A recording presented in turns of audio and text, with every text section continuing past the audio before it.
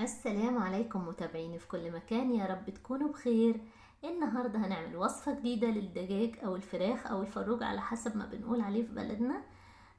بطريقة سهلة، اللي هي الفراخ اللي بنشتريها من بره اللي مشوية على السيخ، بس احنا هنشويها في الفرن على ازازة مية. الطريقة سهلة وجميلة، يعني كلنا لازم بنحب التغيير. بجد الطريقة سهلة والنتيجة عظمة. وقبل ما نشوف هنعملها ازاي، ننزل في الكومنتات نصلي على الرسول اكسب اجر انا وانتم، ويلا بينا. اول حاجة عندي الكبة بتاعتي، هحط فيها معلقة كبيرة زبادي، وهحط كمان بهارات، كمون، بابريكا، ملح، فلفل اسود، ورشة حبهان. معلقة صغيرة من كل حاجة ما عدا الحبهان رشة. وكمان عندي خضار هحطه، عندي نص واحدة فلفل احمر، وبصلية متوسطة، وواحدة طماطم متوسطة، وعندي ليمونة مقشراها ومقطعاها، وخمس فصوص توم.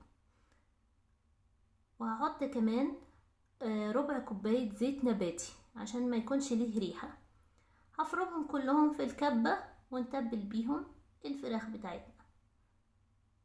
عندي هنا الفراخ بتاعتي انا غسلاها ومصفياها من المية كويس.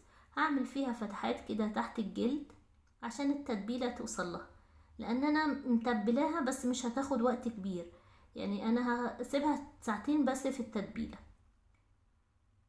هنا وزن الفرخة كيلو 200 جرام. بتبلها كده من بره ومن جوه كويس.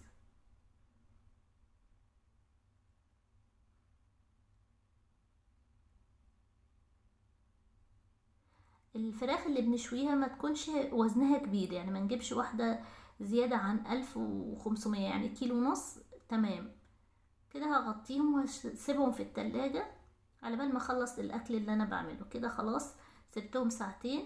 عندي صينية عاملة لها فرش عشان تطلع لنا ريحة حلوة.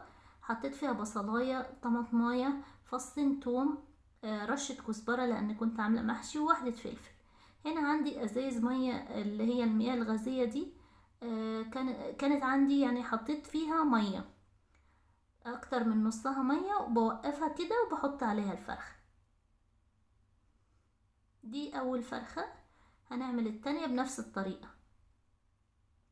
اهي بنوقفها كده.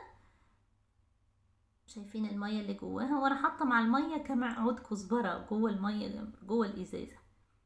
بوقفها كده بس عشان الفراخ بتاعتي احنا بنشتريها كده الرقبة بتاعتها مقطوعة، فهجيب واحدة خلة ارفعها بيها. بس الاول هفضي التتبيلة بتاعتنا تحت الفراخ. اهو شايفين حطيت العصاية بتاعت الشيش طاووق كده، ولا الخلة بتاعت الشيش طاووق، عشان ارفعها شوية عشان البخار يدخل فيها. وحطيتها في فرن، انا كنت مشغلاه الفرن عندي، الشواية بتاعتها تمام.